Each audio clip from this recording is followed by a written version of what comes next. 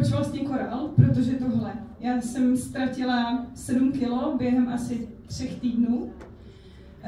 Tím, že jsem nasadila Hydramax, trošku jsem se k sobě začala chovat ke svýmu tělu, jakože to není popelnice.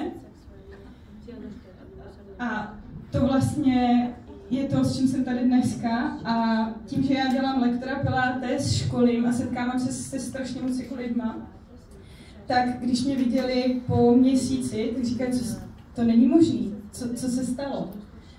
A já říkám, no prostě jsem se ke svému tělu začala chovat tak, že ho mám ráda a chci být zdravá. Nechci brát žádný prášky, chci brát jenom přírodní věci, které prostě jsou tomu tělu vlastní, což korál u mě splnil. Splnil to na 1000%, ani ne na 100, ale na 1000. Dneska se cítím strašně skvěle a Betty za to strašně děkuju, že mě do těch tajů uvedla.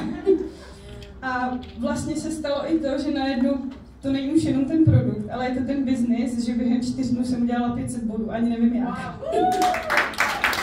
Ani nevím jak.